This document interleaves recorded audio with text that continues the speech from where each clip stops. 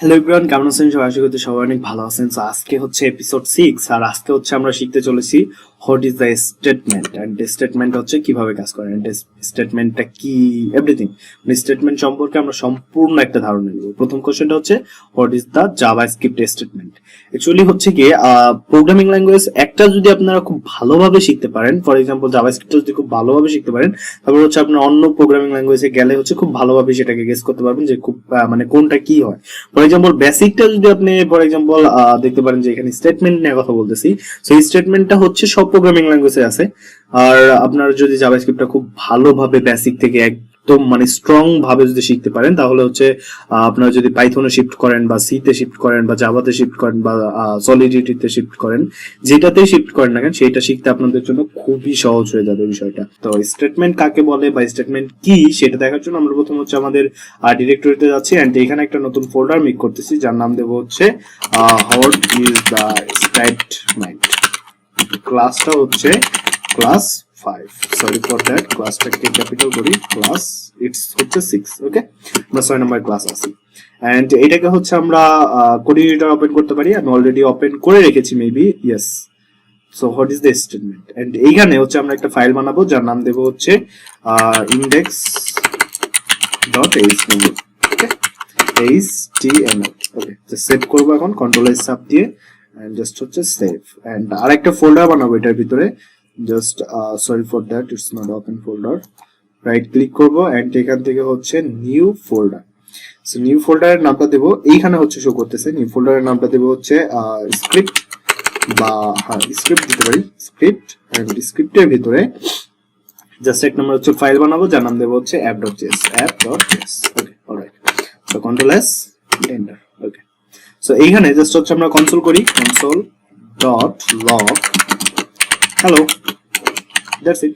And এখানে হচ্ছে আমাদের যে HTML টা আছে সেখানে হচ্ছে HTML জাস্ট আগের থেকে একটা বয়লার প্লেট কপি করে নিয়ে আসি, যেখানে হচ্ছে করছিলাম আগে সেখান থেকে একটা কপি করি। ফর এক্সাম্পল 5 নম্বর ক্লাস থেকে করি, জাস্ট ইন্ডেক্স এটাকে কপি করলাম এন্ড এইখান থেকে জাস্ট হচ্ছে এখানে পেস্ট করব, দ্যাটস ইট। এন্ড এখানে ক্লাসটা 6 লিখে দেব এন্ড হ্যালো জাভাস্ক্রিপ্ট এটুকু থাকুক। আমরা জাস্ট আউটপুটটাকে দেখে আসি।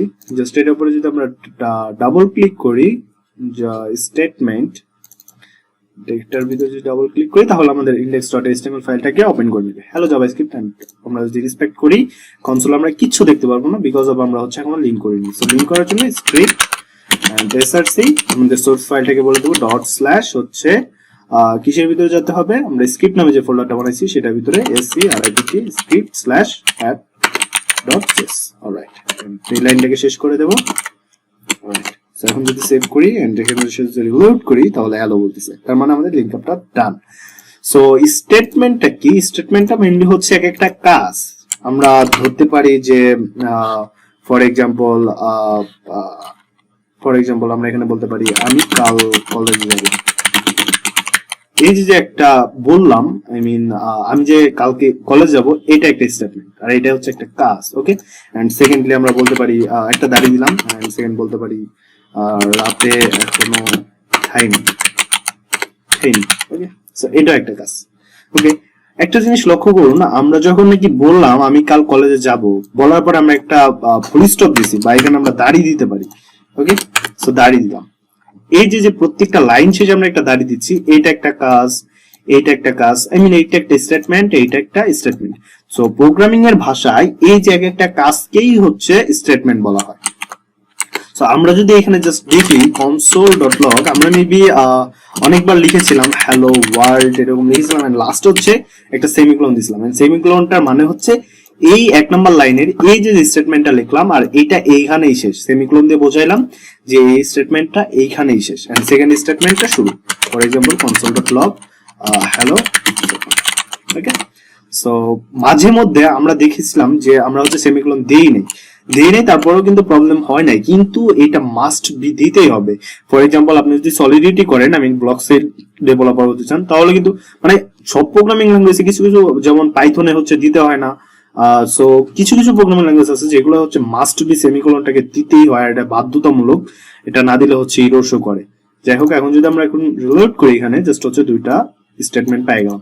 সো এখন জাস্ট হচ্ছে আমি একটা জিনিস আপনাদের শো করার চেষ্টা করি। ফর এক্সাম্পল, আমি খাবো ফুল স্টপ এন্ড আমি যাবো, দুইটা লিখলাম।